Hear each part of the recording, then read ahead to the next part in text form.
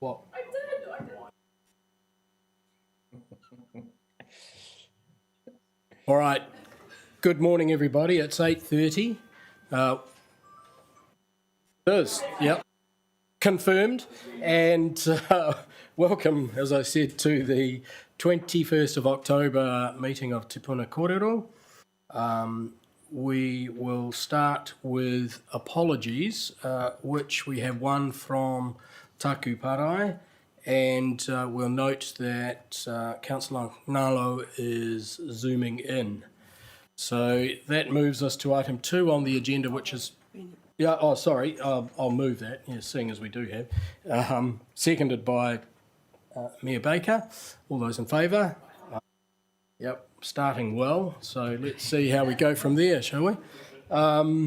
Item 2 is our public forum. Today we have 4 people, 4 submitters who are zooming in with regard to the representational review, the final proposal. And we have Paul Nation, Christine Stanley, Diane Strugnell and Graham Ebbett.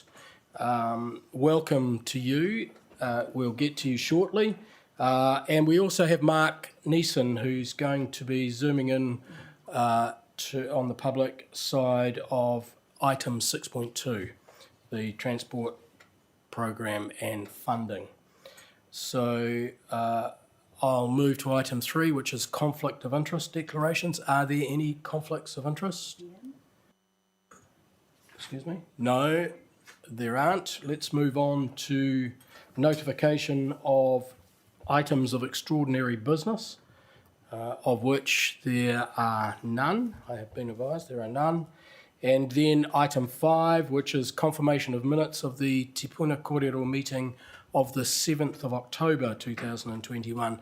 I'll move that to get it on the table. Do I have a seconder, please? Councillor Waddle. Thank you very much. So I've moved those as a true and correct record. Do I have a second? Are there any comments? No? None from Mike. Thank you. I'll move that. All those in favour? Those against? Carried. So I'll, even though I've been advised that Mark Neeson will talk now with regard to item 6.2. So, Mark, you've got... You can hear us, Mark? I can, yes, if you can hear me. Yes, we can hear you loud and clear. That's great. So you've got 5 minutes. Okay? Okay. Great. Thank you. Thanks, Mr. Chairman. Thanks for the opportunity to talk this morning on this item. So it's about... I'm looking at the paper on the transport program and funding purely from a cyclist perspective, to put that in context. So I do a lot of, as some of you may know, I do a lot of cycling, both road cycling and mountain biking in Porirua City. And I've got a pretty good feel for roads in the area. So I've put that lens over this paper. I would like to make 2 points. The first one is paragraph 20 on the paper, which proposes to defer reconstruction of the intersection of Omapiri and Warspite Avenue. It would push it out to 2024 to 2025 at the latest. I rode this area on Tuesday, and I've ridden it for the last 10, 15 years quite regularly. In my opinion, this is one of the worst intersections in Porirua City for the state of the road, the pavement. And I would be very disappointed if the council was proposing to defer reconstruction of this roundabout for another 3 to 4 years. I also don't see why Kāinga Ora should pay for the reconstruction of the roundabout when it has been in a very poor state of repair for the last 10 years. I have noticed that there's an increasing number of people riding e-bikes in the area, and I've passed 2 on Tuesday, And those people are also going to be subject to finding areas like Opiri Warspite going to be more and more difficult to traverse and move through. I consider this intersection to be one of the most unsafe intersections in Porirua City. And when it's compared to, say, the Papakowhai-Whitford-Brown intersection, in my view, there is no contest in which should be repaired or have work done in the next year.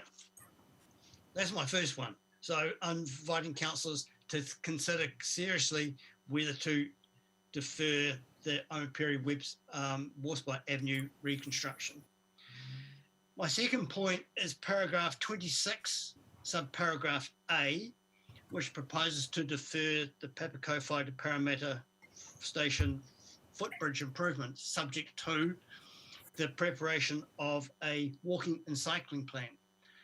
I was gobsmacked when I saw this reference because in 2017, 2018, council officers reported to the council that they would undertake a walking and cycling strategy. That strategy has yet to appear. The council invited me in 2017 to make some submissions on a draft terms of reference for such a strategy, which I did in October 2017. In November 2018, the chief executive advised me that this council or councillors were to consider a draft walking and cycling strategy in early 2019, and I would be informed. Nothing has happened. So my question then is this proposed walking and cycling plan referred to in paragraph 26 a new plan or a revision of the proposed one in 2017? I'm asking councillors to put a recommendation in or a decision that asks officers to report on the proposed walking and cycling plan and to actually put a date on which you request that plan to be prepared by and to be considered by you. I think it's just unacceptable that plans should be proposed by officers and then just drift off into the never never, and then all of a sudden to reappear in some sort of almost throwaway comment. So I would like to be kept informed and involved in the preparation of such a plan, should it actually go ahead. But that's a decision for this committee. So those are my 2 points. When you come to considering the paper, paragraph 20 and paragraph 26, subparagraph A. Thank you. Thank you very much, Mark. Are there any questions that councillors have of Mark? Yeah, Councillor Trullen. Kia ora, thank you, Mark, and thank you for submitting on this. I acknowledge a lot of what you were saying, particularly around the walking and cycling issues. And I'm wondering if we're in a position where there's a strong chance we're not going to be able to go ahead with everything that we want to be able to go ahead with. And of the two that you identified between the Papakowhai to Parramatta footbridge and the Opiri Warspite intersection upgrade, do either of those in particular stand out to you as being of the most importance? Thank you. Yes. From my perspective, the footbridge, the Papakowhai to Parramatta Station footbridge, is not something that I've put my mind to. It's not. I don't see it really as an issue when you've got two quite serviceable bridges at the moment. So yes, the Warspite Opiri intersection would be the highest priority. Okay, thank you. Thank you. Are there any other questions of Mark Neeson, councillors? No. So Mark, you can stay or you can go off and come back into the council website and have a look at the discussion that we'll inevitably have as a result of your questions when we get to item 6.2. Okay, thanks, Mr. Chairman. I will disappear. I'm off to do a cycle around Ely Road. Go for it. Okay. Thanks, Mark. Thank you. Bye-bye. Okay. Right, so that moves us back to item 6.1, which is the representation review, the final proposal. I'm going to move the report to get it on the table. Do I have a seconder, Councillor Duncan, which will then open us up to those that are on Zoom for us, starting with Paul Nation. Paul, are you there and can hear us? Yes, I can hear you loud and clear. You can hear me? We can hear you loud and clear as well. So you've got 10 minutes. I'll just remind you that if you want councillors to ask questions or give us an opportunity to ask questions, then that be included in the 10 minutes as well, okay? Yep, let us go. Go for it. Okay, thanks. Just firstly, I'll introduce myself. I'm Paul Nation. I manage Willowbank Farm, which is about 1,800 acres in the Judgeford area. I've been here for 12 years. During that 12 years, I've felt that the rural district have been very poorly represented. We seem to get a lot of decisions made, and yes, we do get consulted, but it all falls on deaf ears on what we say. I don't think that we get the proper representation for what are the issues that we have in the rural area. Now, we have totally different issues than what urban people have. The Porirua city, the district, is 80% rural and in the land mass, but we only have about 2% of the population. So pretty much our voice is not heard. We have separate issues, including water supply, sewerage, roading, and now we're getting SALs put on top of us, SNAs,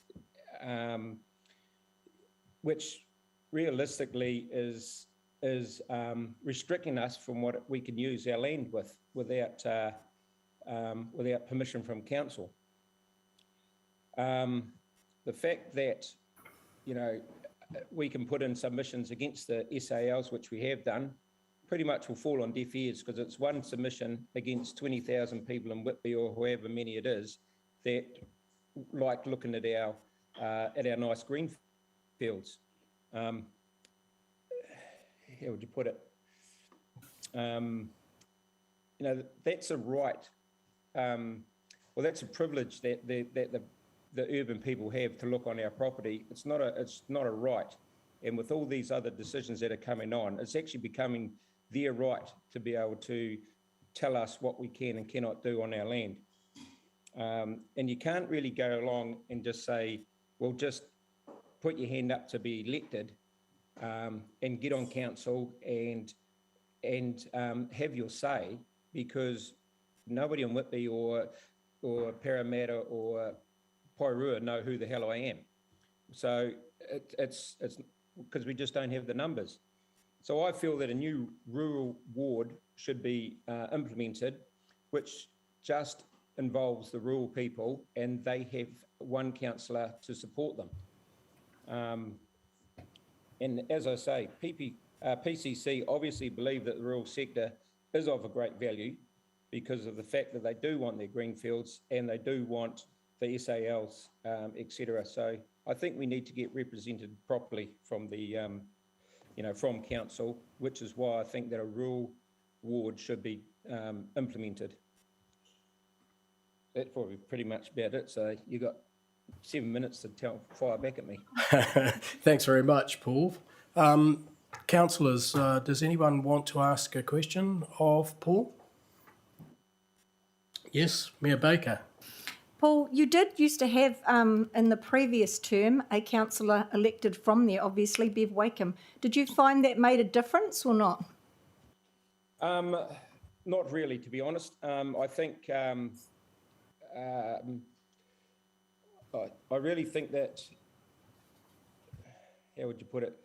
She got tied up with all the urban issues, and so you didn't have that true rural representation, if that makes sense. Sure. Any other questions? Councillor Weehapi. Thanks, Paul. You mentioned that that nobody would know you in the community.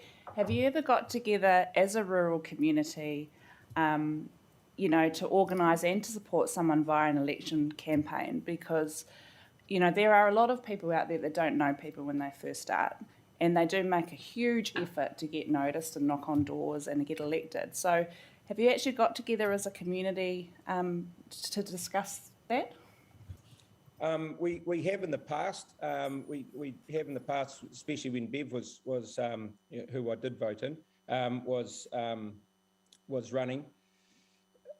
It's a really hard one because it's not the rural community that we have isn't. I guess you could say there's a certain section that live off the land. That this is what they do. This is all their income, and the others are obviously there's a large section that are rural lifestylers, and they are two also totally separate sort of, I guess you could say, divisions within the rural sector.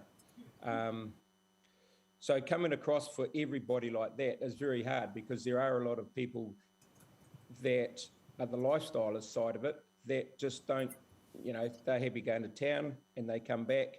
So they don't really, I guess you could say they don't not really care, but they don't really have much of an input. But I think if someone put up their hand and said, this is the area that we have to look after, so and we will represent you and we will do the best that we can to represent this area, not Whitby, not Aotea, not Porirua, but we will look after your area.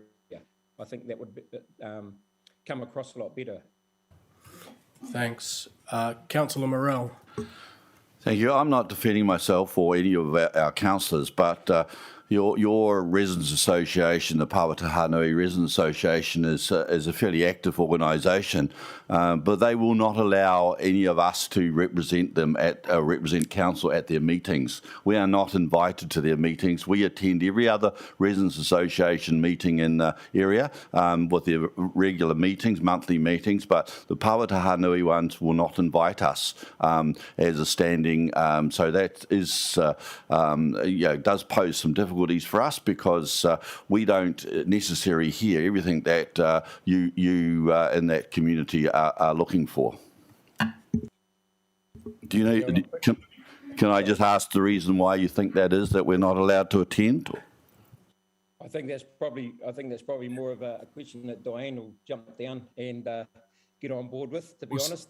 And I'm sure that she'll have an answer. But a lot of the time, to be honest, we don't, because it falls on deaf ears, I guess. But Diane I'm sure that Diane will be able to answer your question. We'll leave that. Yep, sorry to put you in that, but you can ask that question again, Councillor Morell. All right. If there being no other questions, thank you, Paul, for your contribution, and I'll ask Christine Stanley to take her 10 minutes or less. Sorry. Kia ora, everybody, and thank you for the opportunity. Can you hear me okay? We can. Okay. Just about me, my name is Christine Stanley, obviously, and I live on Grays Road. I've lived here for just over 40 years and have been involved in the rural community for most of that time. I've been chair of the Pāwatahanui School Board, chair of the Pāwatahanui Residents Association, co-founder of the Pāwatahanui Preschool, co-founder of the Guardians of Pāwatahanui Inlet, a founding trustee of the Pāwatahanui Inlet Community Trust, and now a trustee of the Porirua and Harbour Catchments and Communities Trust, which encompasses all of Te Awarua of Porirua Harbour. I was around when the rural area transferred from Hutt County Council to Porirua City Council. I'm now 70 years old, and my knowledge of the local community and other nearby communities, Parramatta, other areas, and Te Awarua of Porirua Harbour is considerable. First, I'd like to point out that the report prepared for you by the council officers erroneously summarises my submission, saying that I wanted a rural ward or community board to represent the rural community of interest. That is not what I wrote. I wrote that the representation review should ensure, whether via a councillor or a local community board or whatever, specific representation of rural residents. And that could be achieved if at least one elected councillor, and it could be someone from another ward, but someone who had a rural background and understood the issues that Paul very clearly outlined. It could be a councillor that wears a hat, and that person becoming the contact point or representative for the rural community. Mention was made in previous questions about Beverly Wakeham, and I, like Paul, voted her in, but it was very clear that she was voted in because she was an ex-ombuds person, man, woman, and had that background to get her in with votes from Whitby and everywhere else. She got in because she was an ex-ombudsman, not because she was a rural person. And with all due respect to Bev, she did not have a good understanding of rural life, even though she lived in the area. The guidelines for local authorities undertaking representation reviews, which was published by the Local Government Commission, says that areas of local interest should be considered and that this should include distinct topographical or physical features.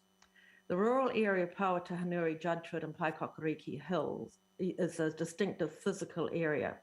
The streams that drain these rural areas all flow into the Pawatahanui Inlet. These areas together cover 98.9% of the total catchment into Pawatahanui Inlet. And I repeat, they are all rural. And we know that the inlet is the only large estuarine wetland left in the lower half of North Island of New Zealand, and that it shares its waters with the Onopoto arm of Te Aroa o Porirua Harbour, that it is classified as a site of special wildlife interest by DOC, and the Regional Council Coastal Plan recognises Pawatahanui Inlet as an area of significant conservation values. We also all know that the waters of the harbour are deteriorating. Half of the wetland birds recorded in the harbour are either threatened or at risk. You may be wondering, what has this got to do with rural representation? One of the main reasons for the deterioration to the waters is sedimentation, and some of us have been working hard to reduce the rural contribution to sedimentation by developing farm plans, riparian management, retirement of steep land, and stabilisation of steep slopes. We're trying hard to encourage the rural landowners to acknowledge their responsibilities, and close council involvement is vital to the success of this work. Over the years, the council, both officers and councillors, have become, like most of New Zealand, more urban. The many representations and meetings I have attended with the council over the years show an increasing dearth of understanding or knowledge of rural life. Septic tanks, water supply, cell phone coverage, internet access, public transport, and as Paul mentioned, SALs, SNAs, and what they really mean.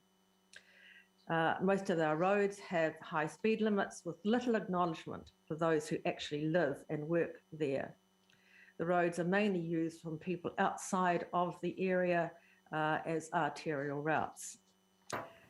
80% of Porirua City, as Paul mentioned, is classed as rural, and yet it's very hard to get any acknowledgement from council that rural areas are different and that we even matter apart from providing a view for others. The initial survey that the council did right at the beginning of this representation review was responded to by several rural people, and yet the officer's summary of that survey did not mention the word rural once.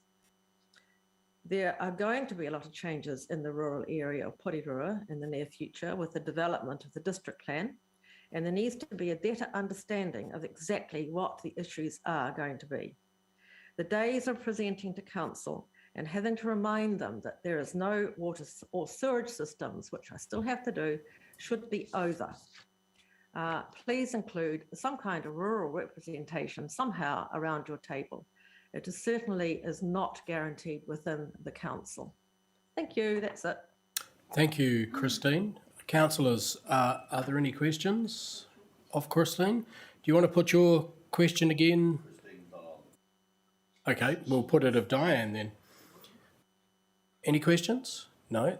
Thank you, Christine, for that. And we'll now move on to Diane Strugnall on behalf of the Pawatahanui Residents Association. Are you there, Diane? Yes, I am. Thanks. Ross, can you hear me? We can. Thank you. You've got 10 minutes. Do you want me to jump straight in and respond to Ewan's question, or shall I do my presentation first? No, why don't you respond to his question first and then you can do your presentation. That's Okay. It's not actually true that we do not, I can't quite think how you worded it, Ewan, but that you are not invited to our meetings. The Residents Association, certainly when I joined it, wanted to make very clear that it was separate from council and not a branch of council. But we did work with councillors, and in the time when Bronwyn Crop was one of your number, she attended our meetings on a regular basis. We have continued to send minutes to our 4 council law representatives each month, or whenever we've had a meeting. You have been informed of that. And when Beverly took on councillorship, she was invited. She did not actually take up the offer for varying reasons each month. And we've continued to provide the information on when our meetings are, both through your council staff. When they contact us and say, what's your meeting schedule? We've always provided that. And we've always, as I say, had it in our minutes. So the offer has always been there. From our perspective, it hasn't been taken up. When Mayor Baker was a councillor, she was always willing to come out and actually look at the issues on the ground. That also has not been something that has been taken up by councillors recently. So it has definitely not been that councillors are not welcome at our meetings. Thank you, Diane. Do you want to ask another question? No. Sorry? Okay. Why don't you do your, at the end there can be more questions, so why don't you give us your presentation now, Diane? Thank you. Good morning, and thank you for the opportunity to present the submission orally. And as you're well aware, I'm speaking on behalf of the Pāotahanui Residents Association. And if it wasn't for the fact that we're on Zoom, I would have been supported by other members of the committee in your meeting. At times, it may appear as though the Pāotahanui community projects a sense of entitlement to being different, but this request for representation as a rural community is not about entitlement or feeling special. It is about the reality and practicality. As you well know, whenever there has been an opportunity for members of our community to meet with council, there's been a good turnout and high representation. This is a community that is prepared to engage with the issues that affect it. Our engagement with council should also be seen as an indication that there are issues that need to be addressed and that people feel that they're not being heard. That's why people turn out in the numbers that they do. Obviously, we have our share of apathy and our share of the feeling that taking part in these processes is unlikely to effect change, sadly. But we also have a good percentage of the community willing to engage with council, and when you provide the opportunity, we think we step up. There are pockets within council, officers and staff where we feel the issues for the rural community are heard, and we acknowledge this. But by and large, the overall feeling is one that you as a council are not interested in getting your heads around the rural issues. Yes, we are a small percentage when it comes to population numbers, but if we were to flip representation on its head and take it on land area, it would be a very different matter. In general terms, fortunately, this isn't how democracy works, and everybody's entitled to have their say and have their view represented. But this is actually what we are asking for our community of interest that is distinct from other communities in this city. Your report notes that whilst there is no definition of a community of interest under the Act, there are generally agreed definitions, and we would argue that we meet these, especially with regard to the perceptual and functional aspects. You also need to look no further than the proposed district plan to see the differences. Otherwise, why would you have different zones? Your report gives Banks Peninsula as an example of an isolated community. Whilst we can't claim the same geographic isolation, we would argue that we are isolated by the very nature of the issues and the concerns that face this community, and that to be fair, not equal, we deserve better representation at the council table. We come here with 4 councillors representing us in the current Northern Ward, and if you adopt the proposal, we will continue to have 4 councillors that represent us. Your report considers that this would provide sufficient representation of communities of interest. We would argue that the representation to date has been hit and miss, and that the proposal for this community does not in any way provide for the adequate mechanisms of representation and access between elected members and the population that's required under the Act. We therefore consider that there are sufficient grounds to seek a rural ward, and that although it would be non-compliant with the 10% plus or minus rule, it would provide for the effective representation of the rural community of interest. Thank you. Thank you, Diane. Councillors, are there any questions to ask of Diane? Mayor Baker? Sort of a question, Diane. So we're covered in village planning, obviously, and I come out and have my mayor's clinics, as I do in every ward or every village area. And obviously the councillors are available, but you still feel like you're not getting enough from us? Because I haven't been contacted to come out or if there's an issue, and I know our last representation was in the wrong place. We acknowledge that.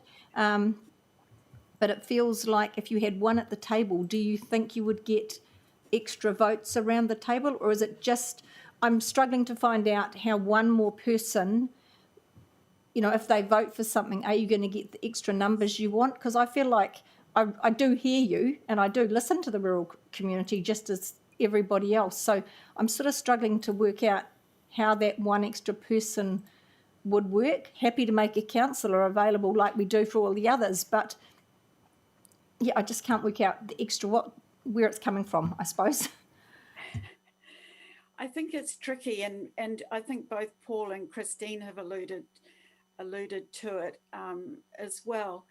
It's not so much obviously when you get around the table and if there was one representative, it's one voice and may well be outvoted, if I could put it that roughly, in terms of, because you have to balance the needs of the total Porirua community and not just the rural community.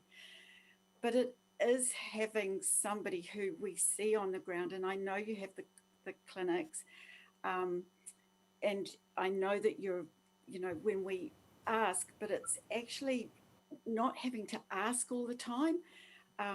It's feeling like we're constantly knocking on the door, saying, hey, we're here, and it would be really nice to feel that there was somebody who just in the incidental discussions that happen at council can say, hey, there is a rural voice here, we do need to take this into account. And I think that's the bit that feels that it's missing, is that when all of those issues, when you talk about the 3 waters, what are the issues for those of us in the rural community? Because we feel that they're there.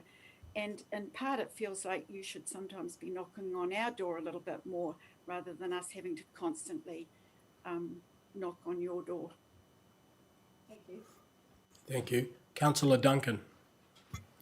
Yeah, thanks, Diane. You mentioned earlier in your piece there that there are issues that need to be addressed. Can you give me an idea of what issue you've given to our councillors that hasn't been addressed?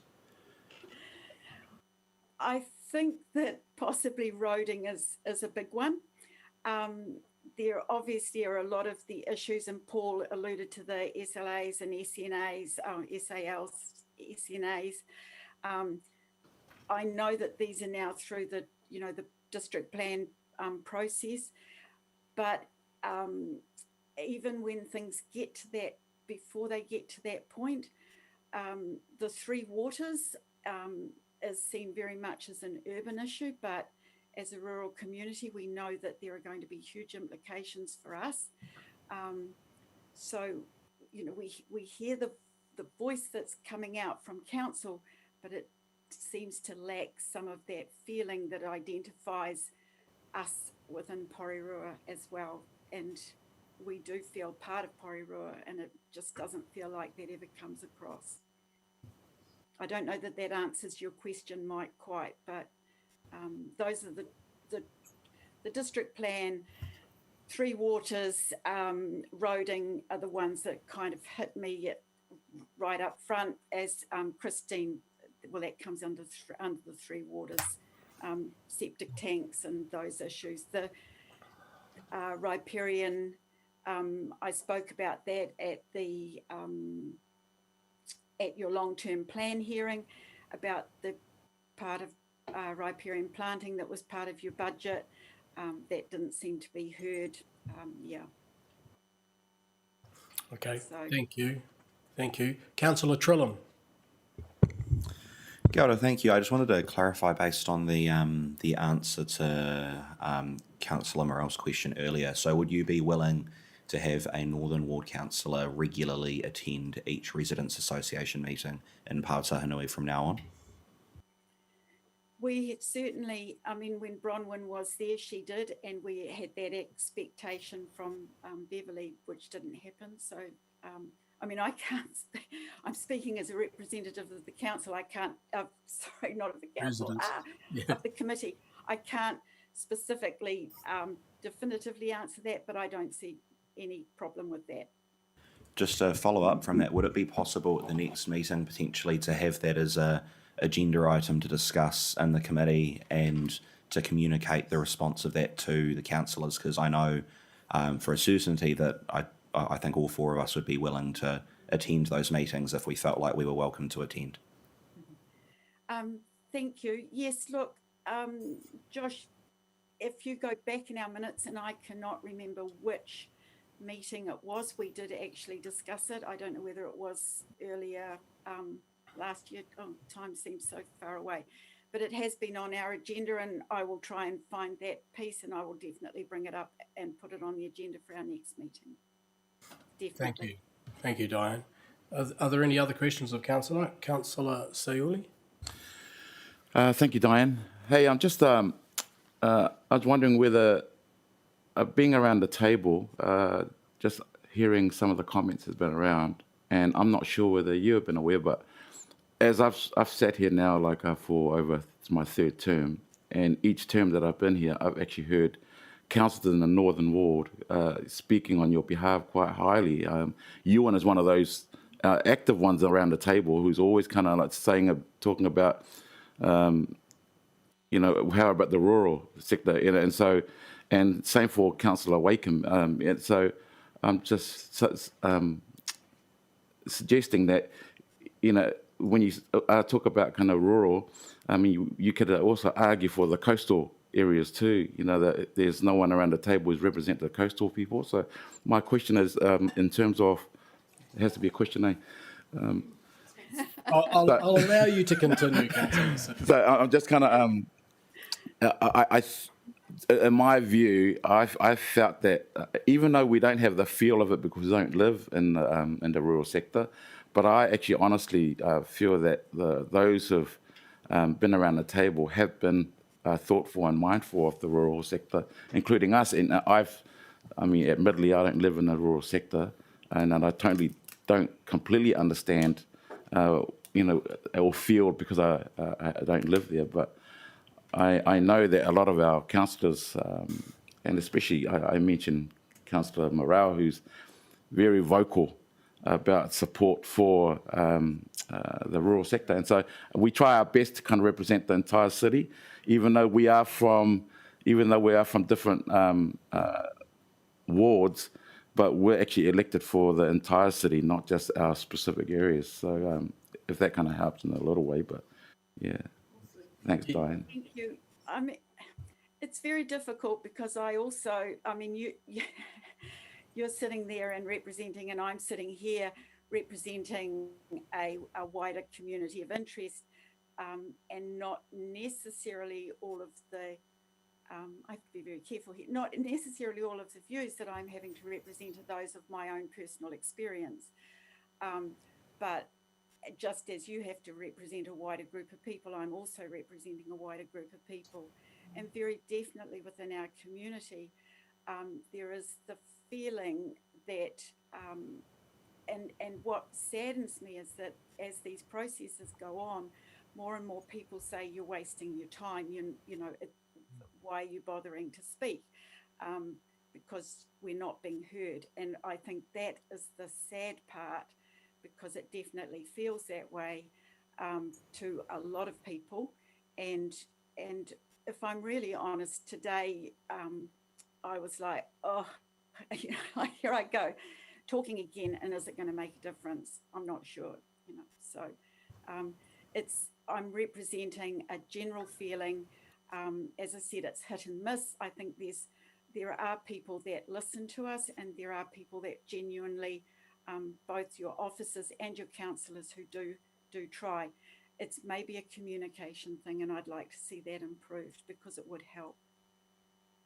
Thank you, Diane. Are there any other questions or comments from councillors? I mean, I think Councillor Sauli's sentiments reflect all of our sentiments around the table, Diane, and others, and that we do try and genuinely take into account all views, including rural views, even though the decisions that come out at the end may not, you may not believe that they reflect that. We certainly do try and take everything into consideration.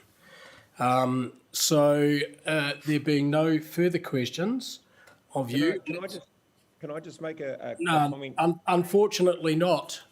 Okay. No, Paul, that's right. sorry, you had your go. So it's just the way we have to, it's just due process, sorry. Let's move on to Graham Ebbett from the Titahi Bay Residents Association. Graham, are you there? Graham. You're on mute, Graham. You need to take mute off.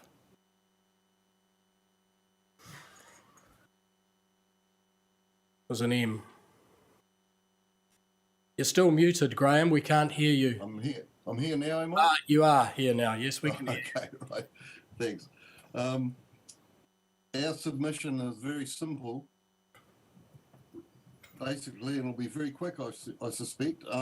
We accept the mayor at large and 10 councillors, the ward system and a Maori ward, but we oppose the idea of the 2 wards of so-called communities of interest.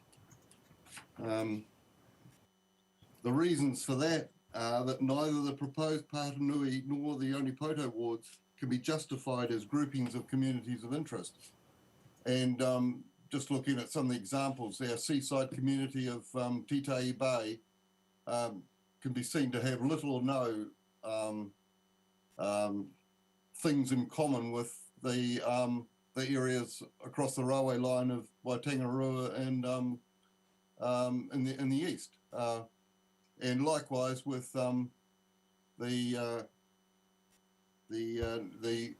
Patanui ward, the seaside community of Porirua Bay can have little or no things in common with the rural area of Patanui. The 2 wards proposed do not fulfil the principle of fair and effective representation for individuals and communities as required as a principle of the Local Electoral Act. They appear to be comprised primarily to balance the population per councillor numbers. That's not effective representation as far as we're concerned. It's effectively a gerrymander. The Maori ward gives electors the benefit of selection of the highest calibre representative from across the whole district, from a district-wide pool. The two wards do not, that are proposed do not, and that's not fair. We seek the following amendment to the proposal, that the two general wards be combined to become a single general ward across the whole district. And therefore, our submission is that the proposal for the elections be comprise the mayor, that the representation be comprised of a mayor elected at large and 10 councillors elected under the ward system, specifically 9 general ward councillors and 1 Maori ward councillor, and be divided into 2 wards to reflect the following identified communities of interest. The Porirua general ward comprising the whole district, and the Porirua Maori ward comprising the whole district. And we suggest that the committee adopt option 2 of the officer's report, which is to recommend that the council alter its initial proposal as a result of community feedback before it adopts the final proposal. And that's kind of where we stand on it. That's it, Graham, is it? Yep, that's Yep, it. thank you. I'll open it up to questions. Mayor Baker? Thank you. Graham, last time we did the representation review, you didn't come out and say Porirua Bay was in the wrong ward, being Pauahata Nui for this time. So I find it interesting that that ward hasn't changed, but you're saying there's something wrong with it now when it's been set like that for years? Is that because you don't like the breakup of the other ward? No, we in fact didn't like it. We didn't oppose it. We in fact wanted community boards in the last representation review, and that went to the commission and it was opposed by the council, and we lost out on that. So we have had an issue about lack of local representation in the ward system. Okay. Any other councillors wish to? Councillor Hayward? Thank you, Mātua Hiamana. G'day, Graham. My question is, are you aware of the discussion document that Local Government Commission gives out in terms of the guidance around the concept of communities of interest? No, I haven't. No, I haven't done any reading of background information. Relied on you people to do that. Right. Well, how about I just pull out this section here and ask this question? Can you give me expand on your submission in so much that there's a failure about the functional dimension of community interest? From the Local Government Commission, this is the quote: the ability to meet with reasonable economy the community's requirements for comprehensive physical and human services. Can you explain why there would be a failure if the communities of interest argument is not satisfied by the association's submission? We could, in Te Bay, which is a significant political area, we could be in a position where we may not have anybody on the council representing us under the ward system that's being proposed now, the 3 wards. Now, I'm just going back to the basic legislation. I'm not really getting into the opinion of the commission. They can exercise their opinion, no doubt, if and when this goes to them. Yeah. We hope it doesn't. We'd like to think that the council here now can see our point of view, that we may not have anybody elected from our side of the tracks. Councillor Hayward? Supplementary, Mātua Hiamana. Thank you, Graham. I am mindful that the Local Government Commission, if they receive an appeal, are going to check the council, and this meeting in particular perhaps, as to how robust the process of engagement was in responding to the concerns of the community. So I want to be certain in my mind that your submission is lining up with the kind of criteria that the Commission are asking for. So can I just be clear here? Your previous answer relates more to the political dimension of community interest. Again, the Commission's line is as follows: the ability of the elected body to represent the interests and reconcile the conflicts of all its members. My question last time was about the functional dimension of the community of interest. Can you expand on what the functional issue that is not being met and would not be met by the proposed boundaries that have been put forth for debate? Functional. Well, take the city's biggest issue right now is a sewage plant that's overflowing into our bay. Now, that will certainly not have the functional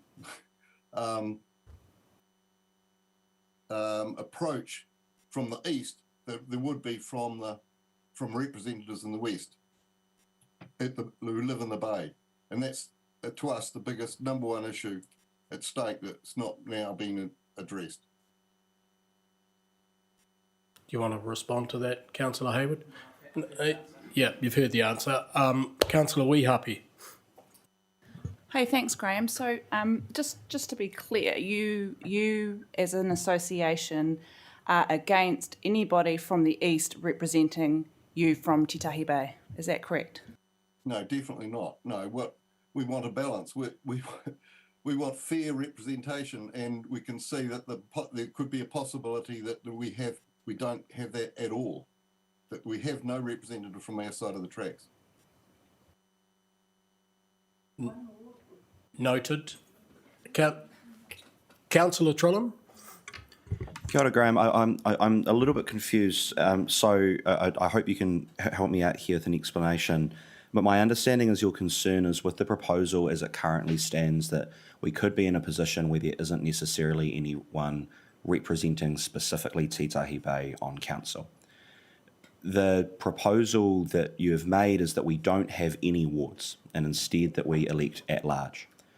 What we know about a system where we elect at large is that it favours people from two particular communities. One, those from the communities that are larger, so your larger suburbs, and two, those from communities that have on average higher rates of voter turnout.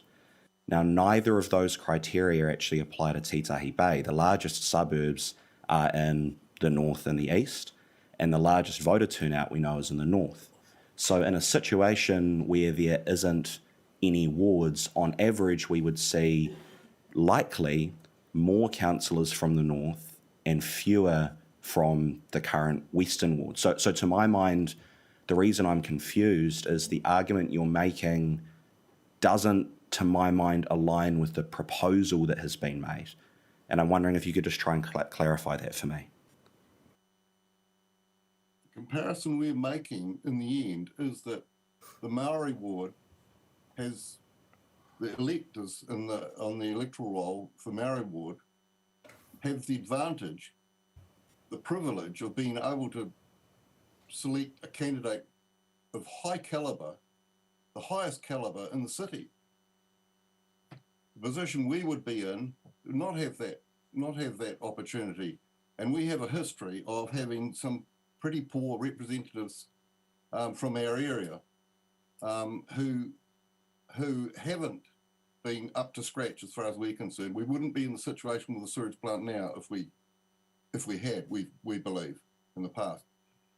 So you're looking at numbers of wards and all the rest of it. We're looking at fair and effective representation. We've never been happy with the ward split that's there now, but we've put up with it. Now we're in a position now where it's going to be worsened. And and there is also the other factor that that we're being grouped in with areas that may be politically, let's say, influenced by political parties, and that would be a factor that could be a high risk factor as far as we're concerned with fear. Thank you for your submission, which is noted. You'll note what I'm now going to do. So that's the end of submissions. So thank you to all submitters if you're still watching.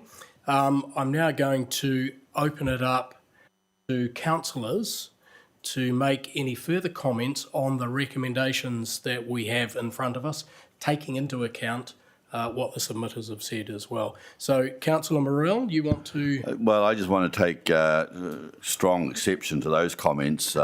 Whilst I've been around this table in the last 16 odd years, there's been Titahi Bay, in my view, has been very well represented, and it's only because that perhaps they haven't represented his personal views. That's why he hasn't believed that he's had representation. But I think the calibre of the councillors that we've had from Titahi Bay, including what we've got now, and I don't always agree with them, but they are very passionate about their community, and I think that the Titahi Bay community is very fortunate to have had councillors who represent the whole of the community, not just single people. Right, thank you, Councillor Morrell. Mayor Baker. Yeah, I have to agree with Councillor Morrell. I'm sorry, the Titahi Bay community have been well and truly, in my 12 years here, represented. They've had a deputy mayor, and they've had an exceptionally loud voice at this table. It's just that some of the things that have been voted for haven't been liked by a set group. So Titahi Bay do really well around this table, I have to say, and they have the smarts to get the numbers to get what they want as well. I'll just say that. As for Pawahatanui, I do think that the councillors at the table specifically represent them really well. Ewan, obviously all the councillors, the 4 councillors at this table now, but Ewan is a particular shouter and always has been, as have I. And I think sometimes because we vote against something, you think we're not for you when we are. It's pretty hard to get the numbers. But I would like to see a councillor in your monthly meetings, and I'd like to make that happen, so that's up to your community now. So I do agree with the report that's set forward. I do think it's fair, but I'll be interested in other views. Right, can we then get back to the substantive report in terms of what we're being asked to vote on here, what's being recommended? Councillor Trillin. Kia ora, thank you, Chair. So based on the submissions that we've heard in my reading of this report, I'm comfortable sticking with our initial position. I think a lot of that has been detailed quite well. I think we all acknowledged at the start of this process that there isn't really an ideal or best solution here to the problem that we were presented with. It's just the nature of how the population falls across the city. I think, given the hand that we've been dealt, this is the best option that is available to us. I think it is important that we maintain at least 2 wards across the city in terms of making sure that we maintain what has historically been very good broad demographic representation of all of Porirua around the council table, and I think it's really important that we maintain that. I just want to acknowledge as well that the report that we've been presented with, and in particular the way in which it's engaged with the feedback we've received from the rural community, I found to be very helpful. I think it engaged really well with the issues that had been identified, and for me, in terms of just some of the breakdown around percentages and representation and things like that, I think it's really delved into this issue really well, which has made our job a lot easier. So thank you to the officers that were involved in drafting this. So based on all that, I'll be supporting our initial proposal. Thank you very much, Councillor Trillin. Does any other councillor want to make comment on the report in front of us? Councillor Hayward. Kia ora, mātua hia mana. Like the previous speaker, I have had an opportunity to listen through to the feedback and read the submissions that have been received so far. I feel that having heard their feedback, I am not convinced that there is a need to support option 2, and we'll be voting for option 1, recommendation on number 1. I'm very reluctant to, as I said at the start of this process, that council should speak in relation to any proposed changes for fear that they would be screwing the scrum, that they would adjust the public's view to a certain situation that could be seen as self-serving. I don't think anybody here wants to be seen as self-serving, and so it's important that we've allowed that opportunity for the public to give their debate, and they have.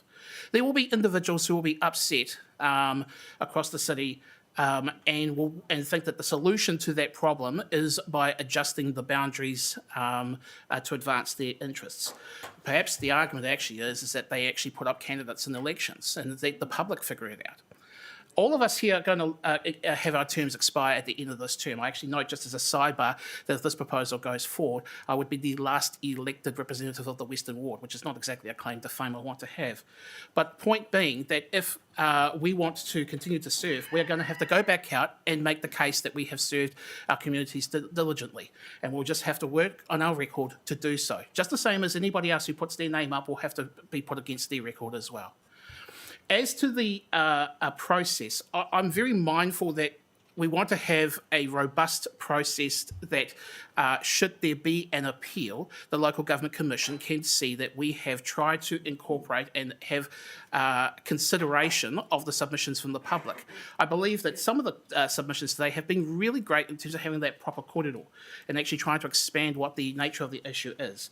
People who have been in their communities for a long period of time, but also understand the Local Government Commission's role to play if it gets to that point, as well as the council's role. And so I think a constructive kōrero has been had.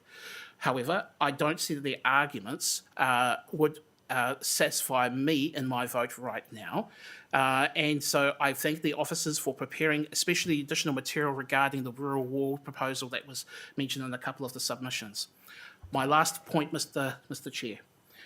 I don't want to give any glory to any of the submitters, but I am going to point out submitter number 8, and I'm not going to give their name. But in their submission and their additional submission, they talked about how that there would be, let me just make sure I've got this,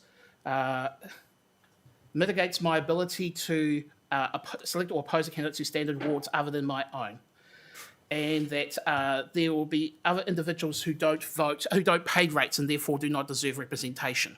And I think that that was a veiled reference regarding Māori wards. I'm Māori, I own a property, I pay rates. But I'm here not for those who pay rates. I'm here to serve for everybody. People who are trying to find a place to live, people who are living in accommodation which is not up to standard, trying to find the money together to get a place to live in. I am here for all of the people in my ward and the city and serve across the board. I find it highly offensive that individuals would submit and make that kind of claptrap. However, I am also obligated to represent their views, as I do everybody else's. So please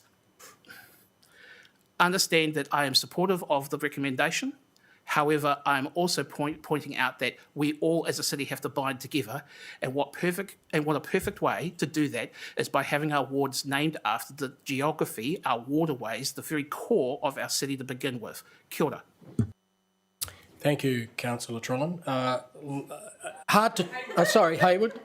Councillor Trillin. I thank Councillor Trillin as well. They both, I also would concur with their views, and I think everyone around the table would largely concur with the views that have been reflected in Councillor Trillin and Councillor Hayward, particularly your last comments, Councillor Hayward. I also just want to thank Ngāti Toa for gifting us those names, those 3 names, Onipoto, Pawatahanui and Porirua. So I think there's been some great work done in all of this, and I think now we can put it to the vote. So I'm going to put the recommendations to the vote. All those in favour? Those against? Carried. Thank you very much, everyone. Thank you to everyone that submitted as well. That moves us to item 6.2, which is the transport program and its funding for 2021 to 2024. I'm going to move it to get it onto the table. Do I have a seconder, please? I'm looking. Thank you, Mayor Baker. I'll take it that the report is read. It would be nice to have a little bit of a quick summary of what we've got here. So can I ask an officer? So it's going to be Adam? Yeah, thanks, Adam. Oh, yes, and we can ask separately. I was going to ask after that, but the points, you note the points that were raised by Mark Neeson around Omaperi and Warspite, and also the cycleway. yes, the cycle plan, when we're going to have that. Yes, thank you, Chair. So, yes, the paper that we've put in front of you today is basically setting out our response to the funding announcements from Waka Kotahi and proposes a number of adjustments to our transport program so that we can deliver that program within our current rates and debt allocation for the overall transport program. As you say, you've got the paper on the table. I don't have a presentation for it as such, but in respect to the comments from the submitters this morning, I just think, yeah, there were 2 points there. The first one is around the Omapiri Warspite intersection, and what I'd like to reassure you around that is that we've actually got that intersection is on our pavement renewals program, so we will be doing work there this financial year in the period between December and March. In terms of what's deferred is an improvement project, so we were looking at a wider improvement to that intersection, and we still are, but we're aligning that with the work with Kaingaora in the east, and so that's what that comment refers to. Ideally, we would have done the two together and got a good return for it, but the trade-offs we've had to make. I think we can note that. I think people will appreciate the fact that some repaving will be done this year. Can I also ask whether the flooding that occurs on a regular basis will be addressed as well? Because there is a drain there, very right on that intersection, and which I'm not sure whether it works or not. Well, it obviously doesn't work when it floods. Yes, so we're aware of that flooding, and that is being taken into account in the pavement design. However, we not sure. Don't have an answer in terms of whether that will solve the problem entirely, but we will be looking at addressing it as much as we can within the renewal work that we'll be doing. Okay. Hold on. In a sec, do you want to address the other one in terms of the walking cycling plan? When we might see that plan? Because I think Mark Neeson's comments about what was promised before doesn't appear to have been delivered up until now. So when are we likely to see that and see how these things fit in? Yeah, so in response to that, Chair, is we actually are working on a walking and cycling plan at the moment. It's at an early planning stage. In terms of the plan that's there, the 2018 plan that the submitter referred to, that was actually used to inform the last long-term plan. And so the projects that were in that plan were taken into account, and they've been used as the basis for our current planning as well. So we're building on the work that's been done before. We're not starting again. Okay, so when are we likely to, I'm not trying to commit you to a date, but approximately when are we likely to see this plan? We're working on it this year. I haven't got a specific date, but we can come back to you with one. Okay, that would be appreciated. Thank you. Yeah, question. So I've got Councillor Morell, then Councillor Weehapi. Just with the Omapiri Warspite intersection, one of the concerns that I have is with when Transmission Gully opens, that could become a much higher density use of that intersection, because obviously the Aotea traffic will go to the link road, so there is going to be significant increase, I would think. So we would be monitoring that hopefully once Transmission Gully opens to see, because I think if we delay that too long, it could be this could be a consequence of Transmission Gully, and I think we should be aware of that. So through you, Chair, is yes, we're very aware of that. It is part of our monitoring program, and actually we added an extra site in terms of looking at counts there following the TG opening so that we can look at what's going to happen at that intersection. Great, thank you. Councillor Weehapi. Thank you. I just note point 36, the unsubsidised activities will proceed as planned. Does that include work to some of our main roads, in particular Mungavin Avenue? The reason why I'm asking, it's been well over a year since Downer acknowledged that they did a really shabby job, and since then, nothing's been touched and it hasn't been fixed. There's parts of that road that is very dangerous, particularly in wet weather, and that's the bend from Holy Family School going all the way up past Hampshire. So is that works in the program soon? I've just got the list here of this year's road sealing program. I don't believe we've got Mungavin on that program for this year, but I haven't got the program for our next 2 years in front of me. So it could be there, or you can go away and... I wonder whether you could come back with that, because as Councillor Wehapi notes, that is quite a dangerous patch of road, particularly in the wet. So you'll come back to us on that. Yes. Thank you. Now, I'll go first with Mayor Baker, and then we've got Councillor Sauli and Councillor Trillin. I would have thought that was on your list anyway, because it's actually being redone at their cost because they did a shitty job. So it probably is at the top of the list, personally. Yeah, sorry. Shabby chic. I was just wanting to check that someone will go back to Mark, because obviously you're doing work without telling him, and maybe he just needs an update, which would actually help, because you're obviously using his strategy that he says he's provided.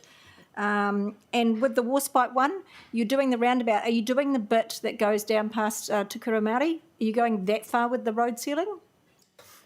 Because it's that whole piece, because it was dug up by Chorus in the Wellington Water. Wellington Water. Are you just doing the intersection, or are you doing that whole piece? Through you, Chair, I don't have the answer in front of me, but we're not doing there is a distance section. Okay. Right. Councillor Sauli. Thank you. Just point 20C, with the Brown Okawai intersection, I see that's been deferred. Is that because of, what are the reasons? I'm assuming it's because there's an assumption that it's going to be less traffic because of Transmission Gully. That's what I understand. And just a follow-on from that question too is, it talks about the following completion of Whitford Brown and Papakowhai Road. Can you remind me what work's been done there? Oh yes, through you, Chair, is absolutely. So it's been on the council's program for a number of years as an upgrade of the intersection of Whitford Brown and Papakowhai intersection. That also picked up the Okawai intersection, and so at the moment, what we're proposing to do is to proceed with the Papakowhai Whitford Brown intersection improvement. We haven't done a detailed design there yet, but we'll be starting that very soon, having a look at that project. In terms of the first part of your question around Okawai Road, is originally the two intersections were considered together. We've been monitoring it, and we believe that there's the potential that by addressing the Papakowhai Road intersection, that might go a long way to addressing the issues at Okawai Road.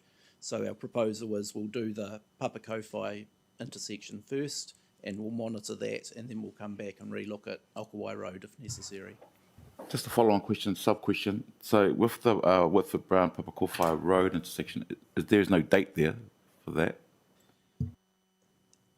Yes, so through you, Chair, is it's listed in here somewhere, 19A, we've got Whitford Brown Papakowhai intersection as a project that we propose to proceed as planned. We're starting that this financial year, and we'll hopefully be looking to get into construction early next financial year. Yep. Thank you. Councillor Trillin, then Councillor Ford, then Councillor Duncan. Kia ora, thank you. I had two questions. So the first is that this announcement represents, I guess, a fairly substantial difference to what we were anticipating in the LTP. For me, this is the first time I've gone through this process. So I was wondering if you could just explain a little bit the process around what has happened here and why exactly it is that we're in a position where we have less than we anticipated we thought we would. Yeah, sure. Through you, Chair. It's a complex process, and basically with the funding arrangement we have to work through with Waka Kotahi, this comes up every 3 years, and there's always a disconnect between the long-term plan process and then the funding decision making from Waka Kotahi. This particular time, it's been even compounded even more by delays from COVID and other decision-making processes. So we are coming to this a bit later than we have in the past. However, it is a part of that normal process. And so what we basically do is, in our long-term plan, we put forward our bid as to what we want to deliver for our community. We then get a decision from Waka Kotahi, ideally a little bit earlier than we have, and we'll use that and then adjust our proposals in line with that decision. So in terms of how you respond to that, the two options, for example, in this paper, option one is that as a council you decide to fund that difference from rates, or we look at how as a council, look at how the program is prioritised and what trade-offs you want to make, and that's where the recommendation. And Josh, it would be fair to say that all councils will be looking at doing this.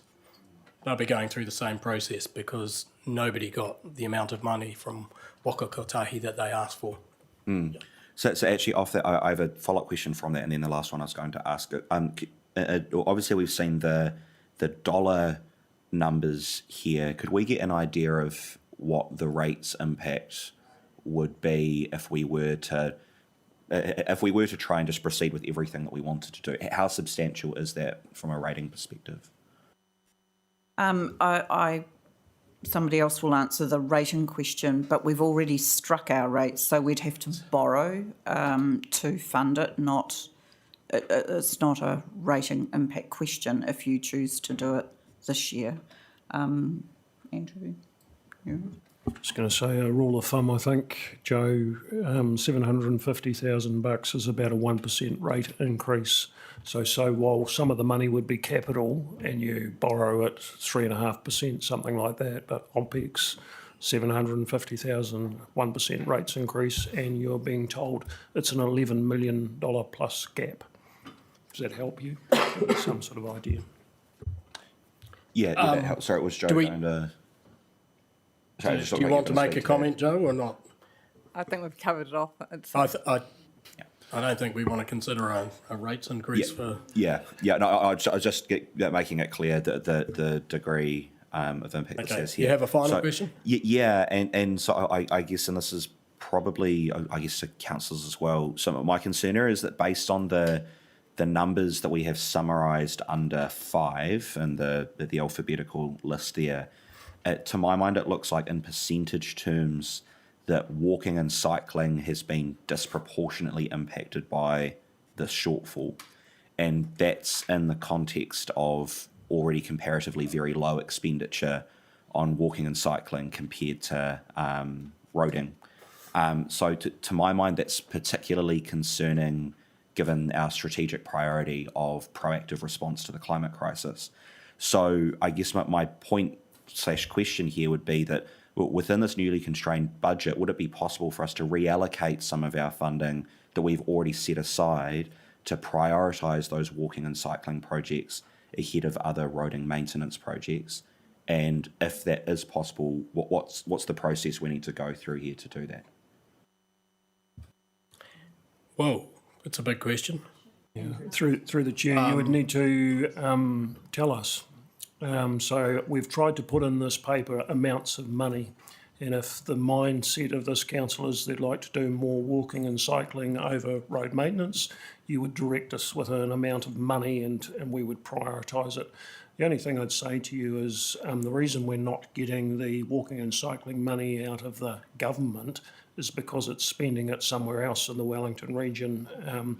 But we have talked about our shared pathway. We're still particularly optimistic that we might be able to strike at the end of the financial year and claim unspent money rather than the council having to underwrite the full cost. So Waka Kotahi is still quite buoyant on we're doing the right thing there, and they'll try and find some funding for us. It's just not here at the moment. So things change. Yeah. Okay, noted. You want to make a further comment, Josh? Yeah. So just in terms of process here, so would I need to propose an amendment here around reallocating funding from, say, local road maintenance into walking and cycling to make up that shortfall? You honestly want to propose that we spend less on local road maintenance when we've been talking about, the state of Mungavin Avenue, for example, even though that's going to be a... Yeah, well, you want to that's in do the context of, I suspect that there's not going to be much appetite from councillors to increase our total expenditure. I think it's probably... I would be very surprised if that was the case. And just in the context here of the planned LTP expenditure, we're looking here at 34.7 million over 3 years compared to the walking and cycling 2.2 million with a shortfall of 1.2. To my mind, if we're serious about our strategic priority of proactive response to the climate crisis, then absolutely, I think that's more of a priority. So, in terms of making that amendment, I guess I might need to seek guidance on what the wording of that would be, but I would like to prioritise that funding around walking and cycling ahead of the local road maintenance. Well, no, hold on. So I think we'll have to come up with some wording for that. But in the meantime, Councillor Ford, you had a comment to make. We'll come back to you, Josh. Do you want to? You all right, Josh? All good?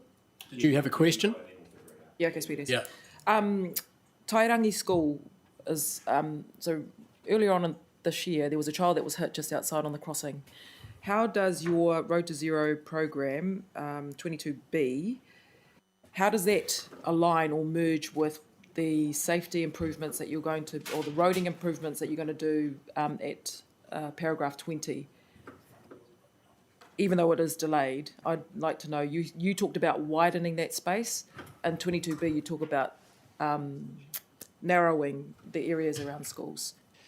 Yes, so through you, Chair, so what we're proposing in this paper is our road safety program is retained in its entirety, and so that does mean that we're covering additional elements of that cost with council funding. I haven't gone through in this paper and talking about our priorities in terms of where we're investing on the schools, but as you note, there's I believe 14 schools where we're looking at doing safety improvements over the next 3 years. We're actively working on prioritising that at the moment, and I believe that'll be brought in front of you in due course to discuss, and that's definitely being to that discussion. Well, yeah, it can. Yeah, Councillor Duncan? Yeah, my one goes back to the Titahi Bay Shared Pathway, and I wonder to what extent did our underwriting of the costs have a bearing on Waka Kotahi holding back payment? So, Chair, do you want to answer that, Andrew? I don't. Through the chair, honestly, I don't think too much. Yeah. So I don't think you shot yourself in the foot, councillor. I think there's a bigger project going on in the region that has a higher priority, and there's a lot of funding required for it. Yep. And again, everything we're hearing from the officers in Waka Kotahi is we've got a good project there, and just move it along, and they'll try and assist us with any funding that is unspent. A follow-up from that is, can they just walk away from the erosion control, which is part of the reason for this pathway? Yeah. So, Josh, are you still proceeding with your... given that, I just want to note two things. First thing is that, as Andrew already noted, there is opportunity for us to look at this again when Waka Kotahi will, at the end of the financial year, look at what money they have. And they always, people don't spend money, and so there's money available for other projects. So there will be an opportunity there. So that's one thing. And the second thing is, you're saying we should take money and spend it on cycleways. Given that I already note that we are already underwriting the Titahi Bay Shared Path, which is a huge project for cycling and walking in the city. So I'm just asking, you still want to proceed at this stage? Yes, so instead I think what I'm going to do is overall, I guess I disagree with this option in that I would like to see more of a focus on walking and cycling. I think what I'll do instead of proposing an amendment here is I'll signal that I will vote against the recommendation, but I think this is something to raise in the annual plan process. And so I'll signal to councillors now that increased funding comparatively on walking and cycling is something I'll be actively pushing for in the annual plan next year, and that then is probably the most appropriate time to have that Thank conversation. you, Josh. Yeah, thank you. Are there any other questions that people have? Councillor Duncan and then Councillor Hayward. Sorry, no, I asked about the erosion control. Yeah, through the chair, I think you've already consulted through the LTP about the nature of that shared pathway, that it's sort of 50-50, restoring the harbour and restoring the track, and where we're at it, and putting in a shared pathway. And where we're at the moment is with Ngāti Tawa and their feedback, and we're not too far away from getting their support in principle that we can put in applications. So from a Ngāti Tawa perspective, the state of the harbour, the restoration that's planned there is pretty important, and so I don't think I'd step away from it. Final question. Item 19, mindful of the rural people who spoke earlier, item 19, we're talking about rural stormwater channels being fixed for the rural area, seawall improvements. How much do the transmission gully people have to come to the party on repairing these roads in the rural areas?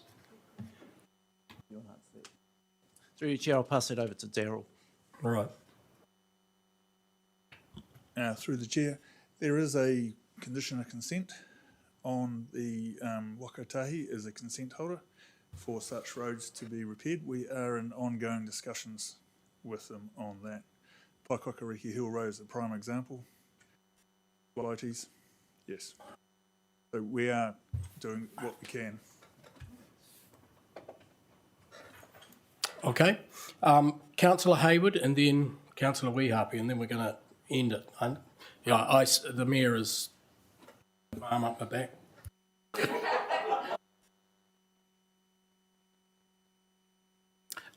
Kia ora mātua hea mana. I've been reluctant about this one, and it's funny when they say that councillors who have trouble sleeping at night are usually thinking about their communities, and that's almost one of them. I'm actually heartened by the earlier comments by Councillor Trellin about his concerns about this. I'm also mindful that because of the advocacy of people in Titahi Bay and beyond, the underwriting of the Wenera to Onipoto shared pathway is not impacted by the decisions of Waka Kotahi at this stage. But I am mindful of the officer's viewpoint that we can and should continue to work with Waka Kotahi to try and find a way to see if they will pony up their side of the aisle. Also, thank you to the officers with regards to the walking and cycling plan. And Mr. Chair, thank you for making sure that question was answered from the earlier submitter.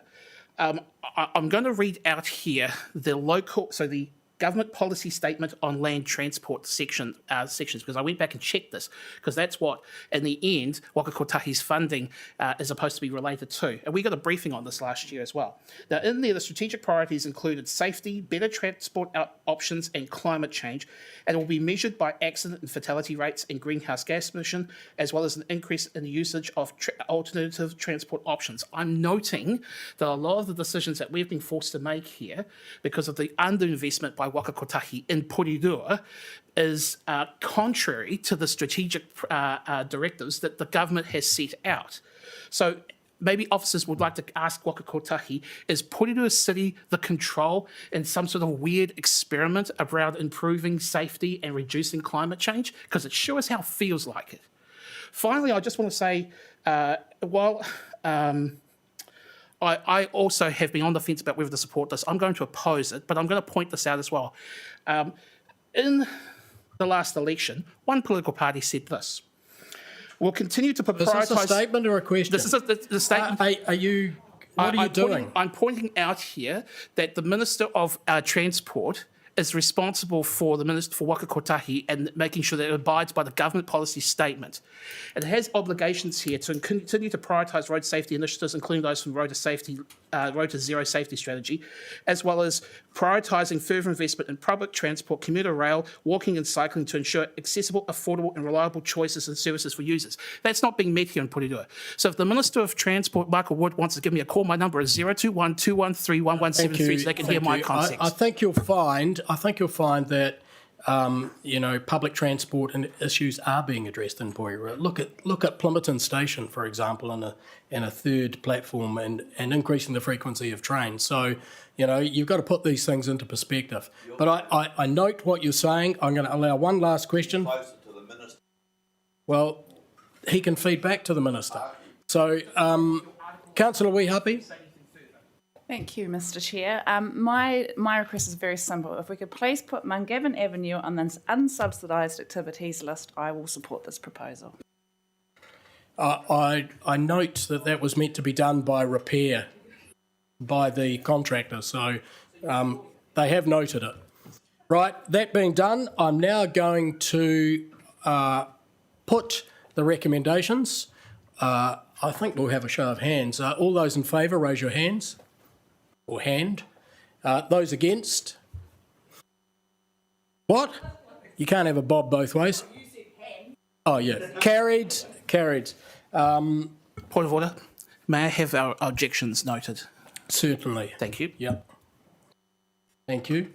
So that now brings us to, there being no further business, brings us to the end of the meeting, which I'll declare closed at 10 o'clock. Thank you.